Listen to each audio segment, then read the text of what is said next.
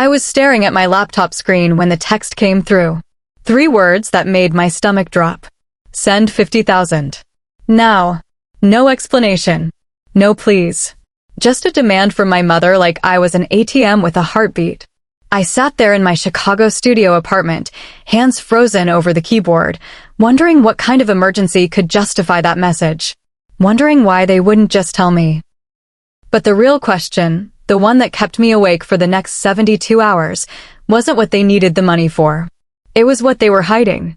My name is Hadley, and I'm 29 years old. For most of my life, I thought being a good daughter meant saying yes before I even heard the question. I grew up in a suburb outside Indianapolis where my parents, Margaret and Vincent, ran their lives like a business. Every decision calculated, every conversation transactional, every relationship measured by what you could provide. Love wasn't something you felt with them. It was something you proved, usually with your bank account. I learned early that my role in the family wasn't daughter. It was resource. When I was 16, Margaret sat me down at the kitchen table and told me I needed to start thinking about my financial contribution to the household. Not chores. Not babysitting my younger brother, Ethan.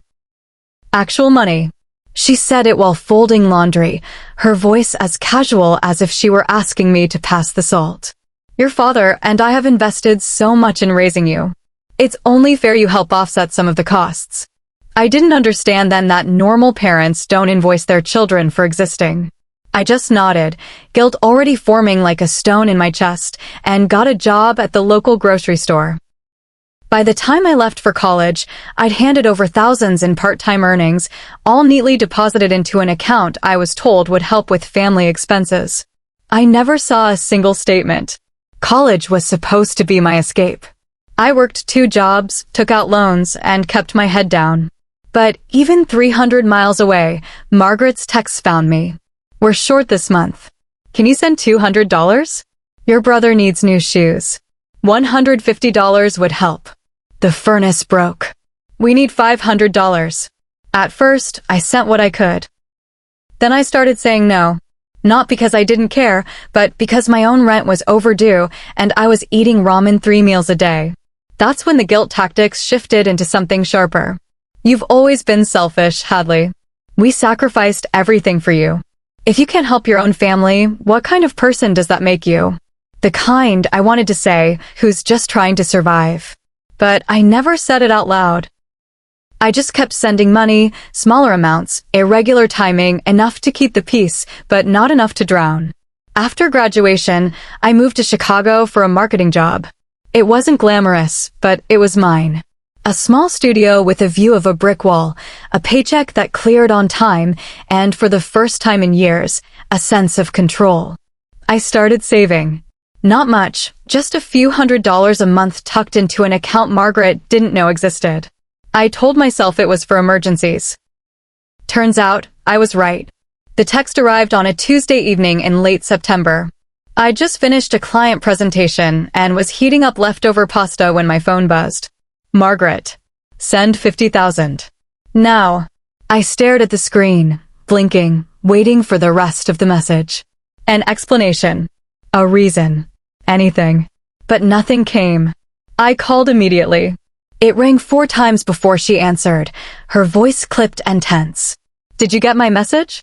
Mom, what's going on? Why do you need $50,000? That's not your concern. Just send it. My chest tightened. I don't have $50,000. And even if I did, I'm not sending it without knowing why. The silence on the other end was cold, calculated. Hadley, if you don't send this money, you'll regret it. That's all you need to know. She hung up. I sat there, phone still pressed to my ear, listening to dead air. My hands were shaking. Not from fear, but from something else. Anger. Confusion. A deep, simmering realization that this wasn't normal. None of this had ever been normal. I tried calling Vincent next. He didn't answer. I texted Ethan, my 24-year-old brother who still lived at home. Do you know what's going on with Mom and Dad? His response came an hour later. No idea. They've been weird lately. Weird how? Just stressed. Staying up late. Whispering a lot. Not helpful, but it confirmed something. Whatever this was, it was big enough to rattle even them. For the next 2 days, the messages kept coming, each one more insistent than the last. We're serious, Hadley. You need to send the money. This is urgent. Don't make us beg. On the 3rd day, Margaret called again. This time, her voice was different. Softer, almost pleading. Hadley, sweetheart, please. We wouldn't ask if it wasn't life or death. Life or death. I repeated slowly. Then tell me what's happening. If it's that serious, I deserve to know. She hesitated. Just a beat, but long enough for me to hear the crack in her performance. It's complicated. We'll explain everything once we have the money. No, I said, my voice steadier than I felt. You'll explain now, or I'm not sending anything. Another pause. Then her tone hardened again, snapping back into the familiar cold authority. Fine. Don't help us. But when everything falls apart, don't say we didn't warn you. She hung up again. I stood in my kitchen, staring at the city lights outside my window, and made a decision. If they wouldn't tell me the truth, I'd find it myself. I booked a flight to Indianapolis that night. I didn't tell them I was coming. I didn't tell anyone except my friend Cleo, who'd known my family long enough to understand why I needed backup. You sure about this? She asked when I called her from the airport. Not even a little, I admitted. But I can't keep living like this. Wondering. Worrying. Paying for problems I don't even understand. She was quiet for a moment. Then be careful, Hadley. People who hide things that big don't react well when you shine a light on them. I know, I said. That's why I'm going. The flight was short, just under 2 hours, but it felt like falling through time. Every memory I'd buried came rushing back. Margaret's tight-lipped smiles.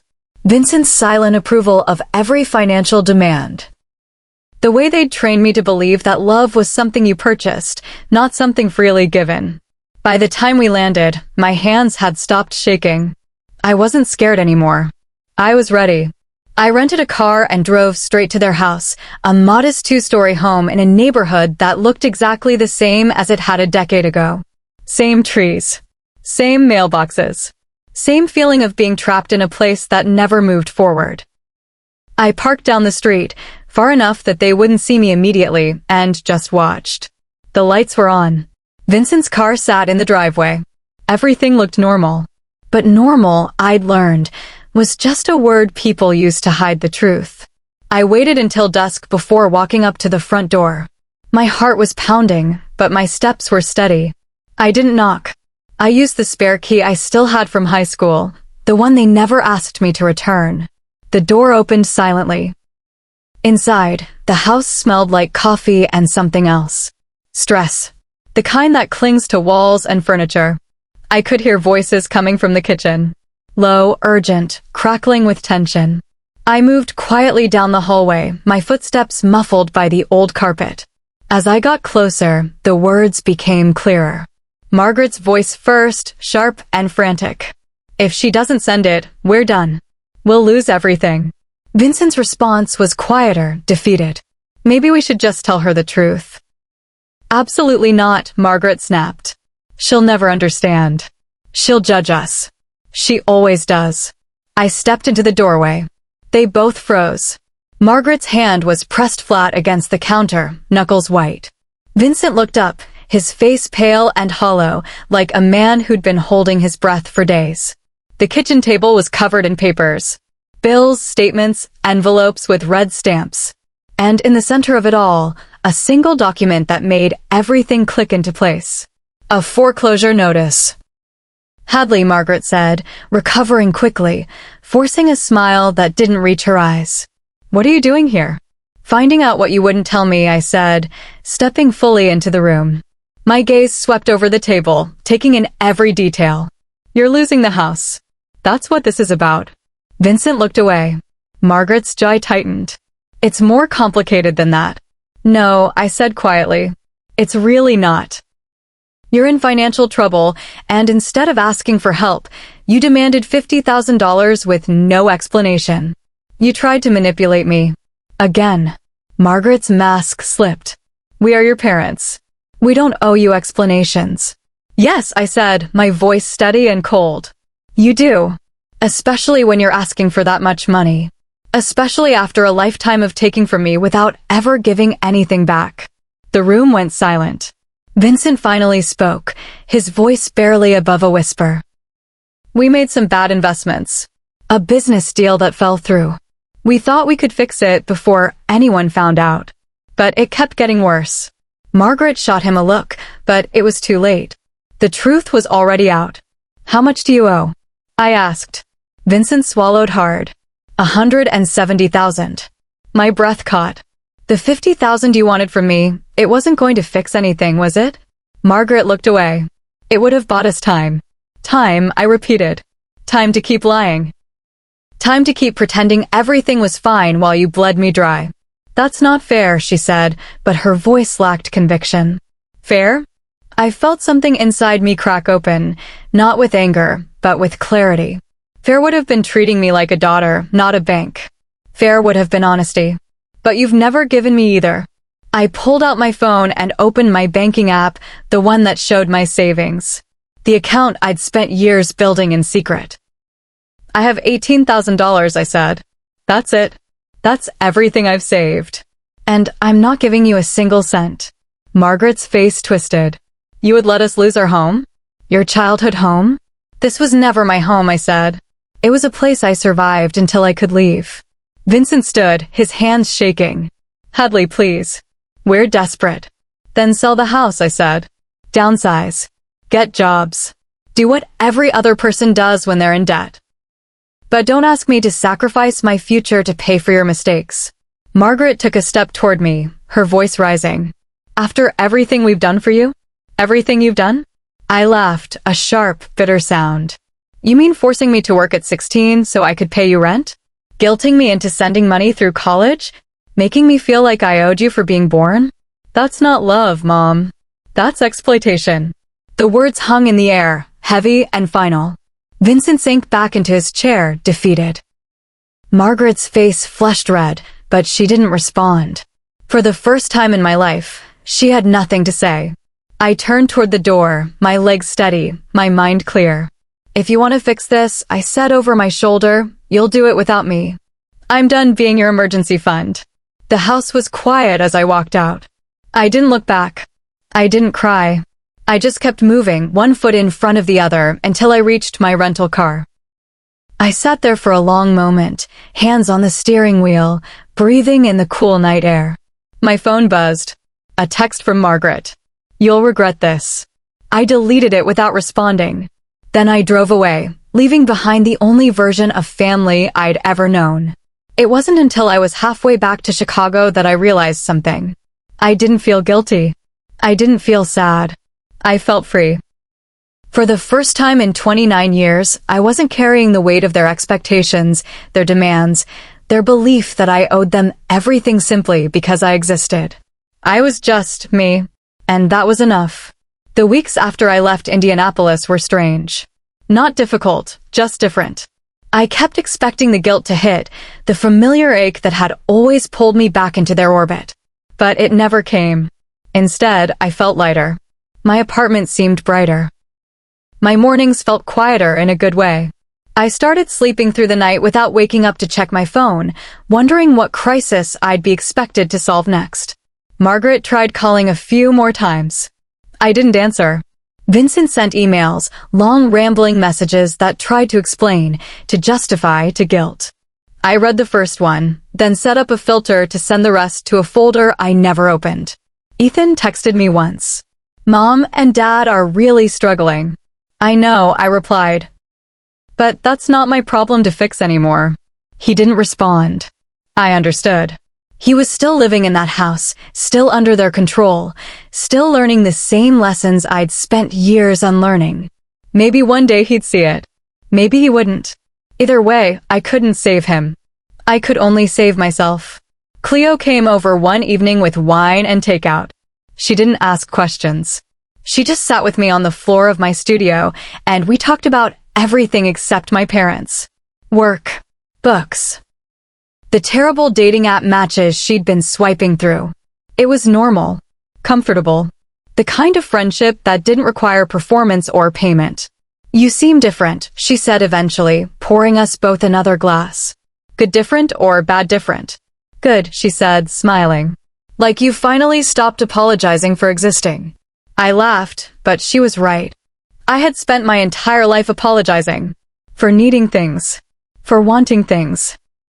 For daring to believe I deserved more than what they were willing to give. Not anymore. I started seeing a therapist in October. Her name was Dr. Lena Okafor, and she didn't waste time with pleasantries. In our first session, she asked me a single question. What do you want your life to look like without them in it? I didn't have an answer right away. But over the following weeks, I started building one. I wanted peace. I wanted boundaries. I wanted relationships where love wasn't conditional, where support didn't come with a price tag, where I could be myself without constantly calculating the cost. By November, I'd started putting that vision into practice. I blocked Margaret and Vincent's numbers. Not out of anger, but out of necessity. I needed space to breathe, to rebuild, to figure out who I was when I wasn't busy being their safety net. I reconnected with old friends I'd lost touch with during the years I was too drained to maintain anything beyond survival. I took a weekend trip to Michigan with Cleo, just the two of us, no agenda, no stress. I stood on the shore of Lake Michigan, wind whipping through my hair, and felt something I hadn't felt in years. Hope. One evening in early December, I got a message from an unknown number. It was Ethan. Can we talk? I hesitated, then called him. His voice sounded strained, older somehow. They sold the house, he said. Moved into a small apartment across town. Dad's working again. Mom's trying. I waited, not sure what he wanted me to say. I'm not asking you to forgive them, he continued. I just thought you should know. They're learning. Slowly. But they're learning. Thank you for telling me, I said. How are you? He laughed, a short, tired sound. Honestly? I get it now. Why you left. Why you had to. I'm thinking about doing the same. My chest tightened. Ethan, you don't have to do anything you're not ready for. I know, he said. But watching you walk away, it showed me something. That it's possible. That you can choose yourself and survive. We talked for another hour. About everything. About nothing. And when we hung up, I felt something shift. Not reconciliation, not with my parents. But connection. With my brother. With the part of my family that still had a chance to heal. I didn't know what the future looked like. I didn't know if Margaret and Vincent would ever truly understand what they'd done. But I knew one thing with absolute certainty. I was done sacrificing myself to fix their mistakes. I was done shrinking to make their egos feel bigger. I was done being the daughter they demanded instead of the person I actually was. Christmas came quietly. I spent it alone in my apartment. No guilt, no obligation, just me and a stack of books and a homemade meal that tasted better than anything I'd eaten at their table. On New Year's Eve, Cleo dragged me to a rooftop party in downtown Chicago. We stood under the cold sky, watching fireworks explode over the city, and she turned to me with a grin. This year's going to be different, she said. This year already is, I replied. And I meant it. Because somewhere between that first desperate text and the moment I walked out of their kitchen, I'd stopped being the person they wanted me to be. I'd become the person I needed to be. Strong. Whole. Free. Looking back now, I don't regret leaving. I don't regret saying no. The only thing I regret is not doing it sooner. If there's one thing I learned, it's that family isn't defined by blood or obligation. It's defined by respect, by boundaries, by the willingness to see each other as people, not resources. My parents couldn't give me that. So I gave it to myself. If you've ever had to walk away from the people who were supposed to protect you, you're not alone. If you've ever felt guilty for choosing yourself, I see you. And if you're still trying to figure out where the line is between loyalty and self-destruction, I hope my story helps. You don't owe anyone your peace. Not even your parents. Share your story in the comments if you've been through something similar. And if you want more stories about reclaiming your life from toxic family dynamics, hit that subscribe button. Sometimes the bravest thing you can do is stop saving everyone else and finally save yourself.